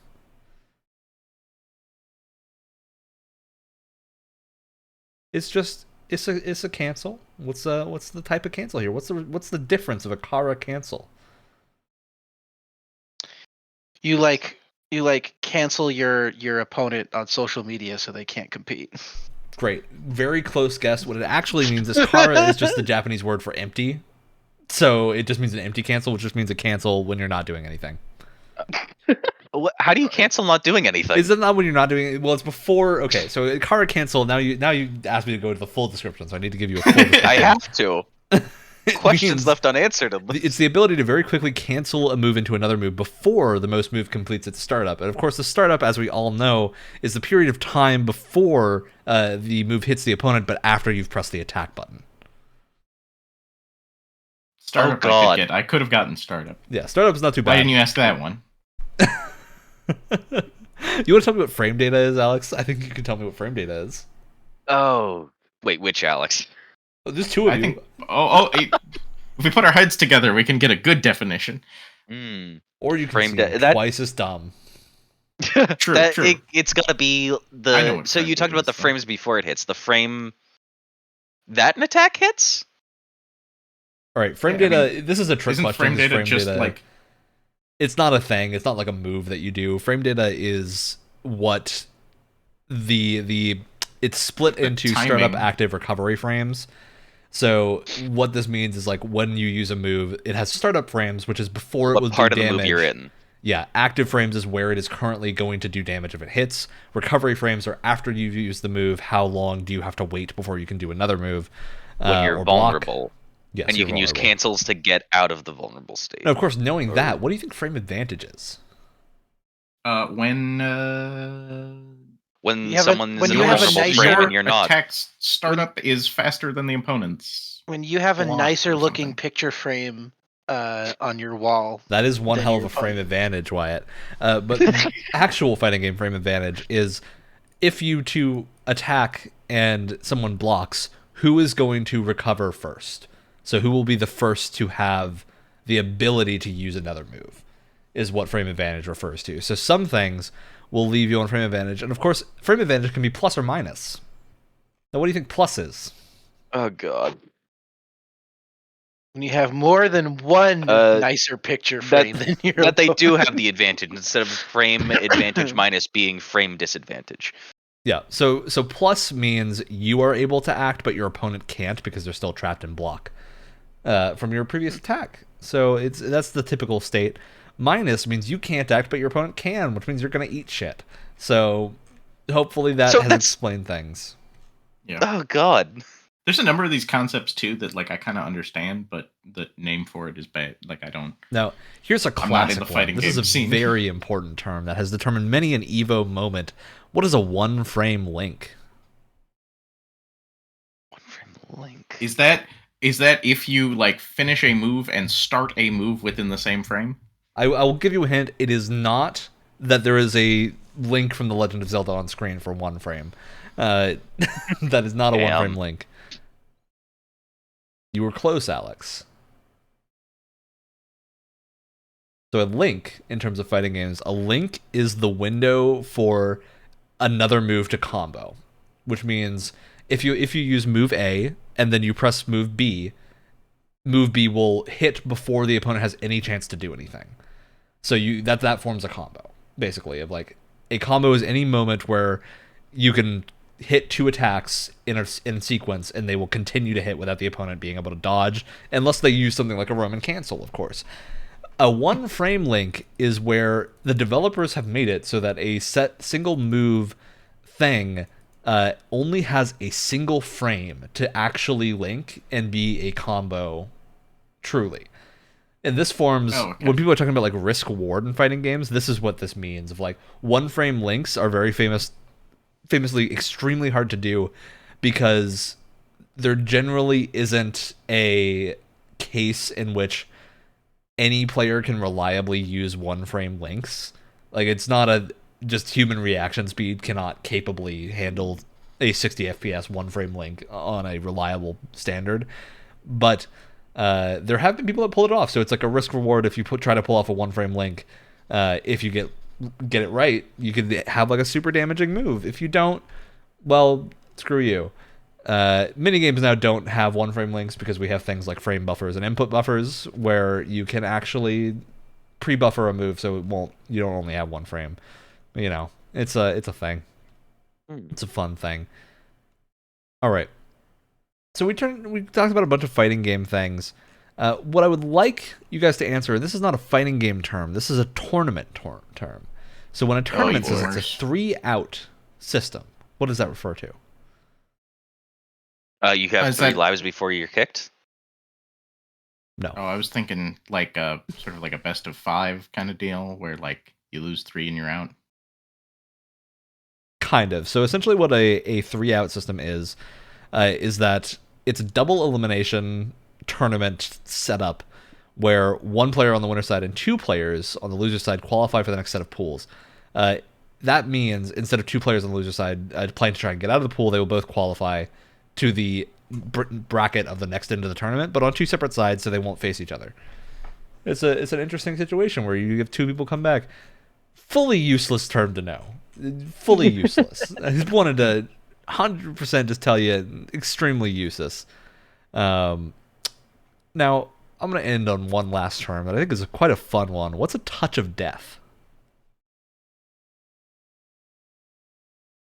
Like a 1-hit kill move? This isn't something in game. This is when you. Game. Oh, okay. It's like that one guy's final. That one guy's Tekken move. Sorry, what was that? Oh, nothing. I'm just putting in a real. Oh, I know. This is when you get them down to their last sliver of HP and you hit them with just like a basic one attack with like a ha. Oh, yeah, that's called BMing. So a touch of death is a combo that if it hits you at all is guaranteed to kill you, even if you're at full health.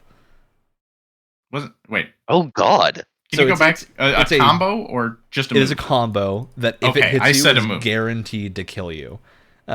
Assuming that you don't have a way out of it. These are very rare. In any modern game, there will not be a touch of death combo that is usable against a regular opponent, outside of like a weird team-based tag match thing. So, yeah, it's a touch of death combo that'll kill you. And in Smash, of course, they don't use the same term. They use 0 to death, which I think all of us have probably heard at some point or another. I hope you've enjoyed your journey down fighting games lore. This was really fun. This was a really fun game. Oh, we got a lot of terms left I can pull from at some point. Nah, that's okay. So many. I have this place bookmarked.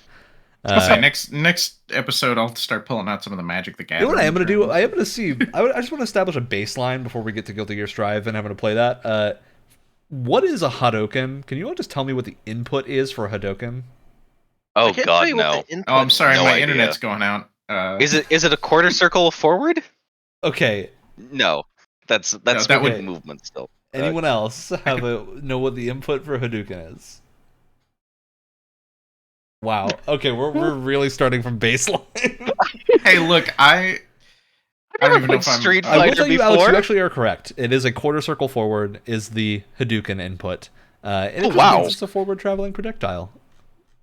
When you hear someone say, yeah, you were right.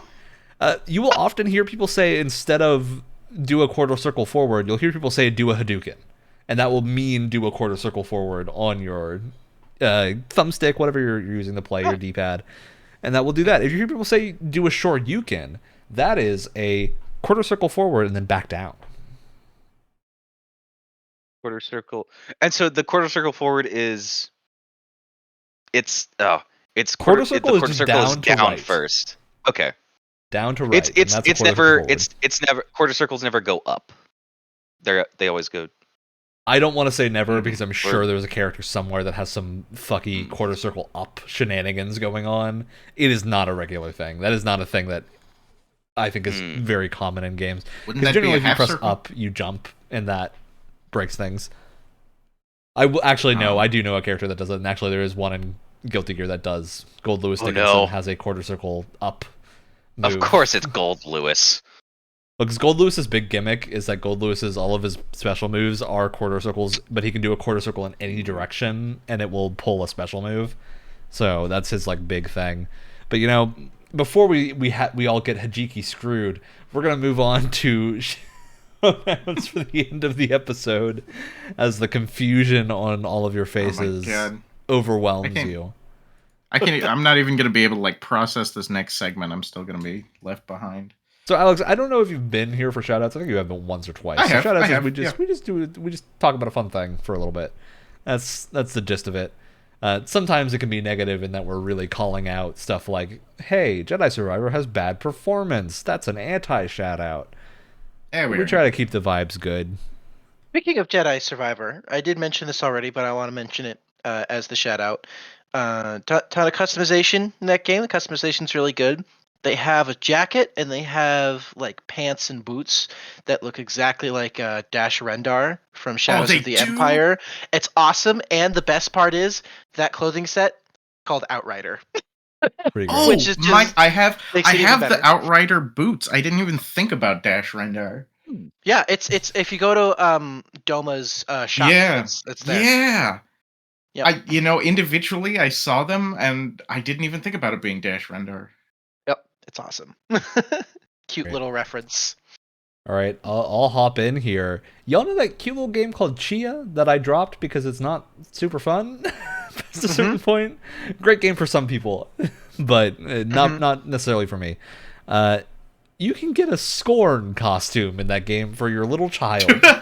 What? There's a Scorn crossover in Chia. Is it Baby Paste? Baby Paste? I'll send an image of this. Chia? You know what? No, I'm gonna have to do the same thing of just picking up an image on my phone. That's there is a full Chia Scorn costume that is I love that. really, really bizarre. I have to see this. It's really strange, and I want to know who greenlit this because it's bizarre to me. This is truly have the same publisher or something. The suspense is killing me. I'm trying to get a good image for you. I want to make sure it's nice and like full screen. And I was just talking about that game, Scorn, with another friend of mine. Oh, there it is. Used the term meat squelches. Oh, why? That's so funny. Oh my god. Full version of for you. It's just like, why? What? What's the point? Terrorize the island. It's horrifying. I mean, that is really a weird tone for that game to take, but you know what? I'm happy it exists. It's there for someone. Wow. All right. Who's next? Both Alexes are up on the plate. I was gonna go and bring the box into frame, but I realized that's kind of product placement. So generic bear-shaped animal crackers. Pretty great. My favorite kind. Yeah, I like bear mixing them crackers. together with like little chocolate chips and mini marshmallows and having a s'more mix. That sounds really good. As a snack. Yeah, it's nice. All right, I guess I'll go. Since we already talked enough about Jedi Survivor, which is what I've been doing this weekend, I guess the other thing I've been doing this weekend that I'll shout out is just reading some Teenage Mutant Ninja Turtles comics. The IDW series I just started. Nice. Pretty good. You excited for the last Ronin video game? Yeah, I just read that comic. I just read that comic for the first time. I think that it could be an interesting game. I'm really curious anything about it.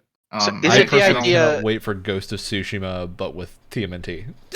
Well, is it it's going to be more, or is it a TMNT comic book where Batman brings one of the turtles to the alleyway where his parents were killed? That would be Batman / TMNT.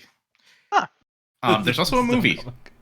From what I understand, the game is supposed to be very God of War-esque, is kind of what they're... Yeah, I'm struggling to see that without seeing a little gameplay, because that's just kind of third-person action game. What if they mean like God of War 2 and not like the I think they specifically said God of War 2019.